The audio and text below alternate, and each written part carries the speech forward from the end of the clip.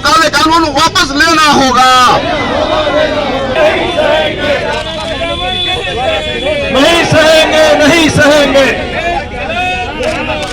जिंदाबाद, जिंदाबाद। अमीरों की दलाल सरकार इस देश के किसान, इस देश के मजदूर, इस देश के गरीब, इस देश के आम आवाम के खिलाफ इस समय एक तरह से जंग का ऐलान कर चुकी है। ये सरकार कंपनियों की दलाल है।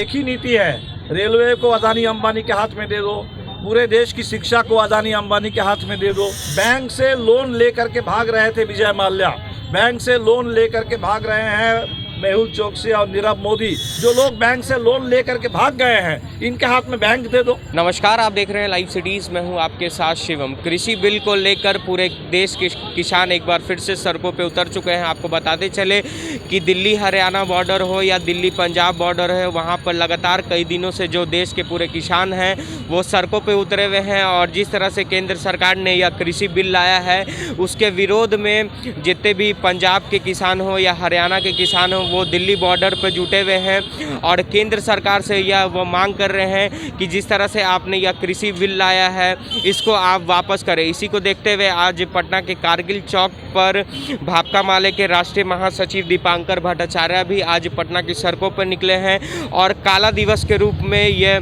जो कृषि बिल केंद्र सरकार ने लाया है, इसको देखते हुए यहाँ पर ये CPI ML के जितने भी नेता हैं वो काला दिवस मना रहे हैं।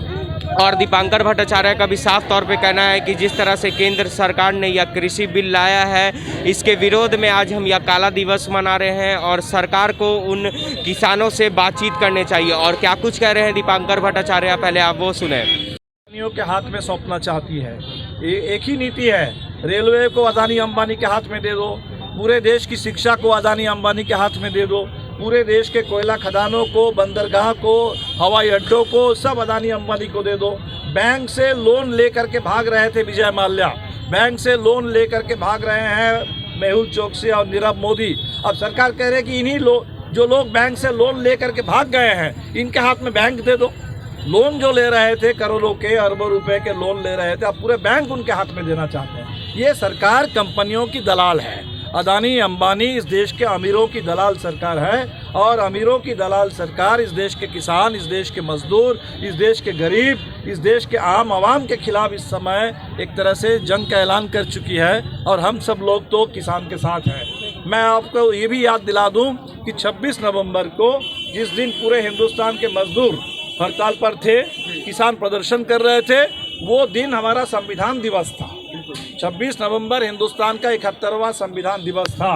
तो आज सरकार संविधान के खिलाफ है और किसान मजदूर देश के नौजवान संविधान के साथ है।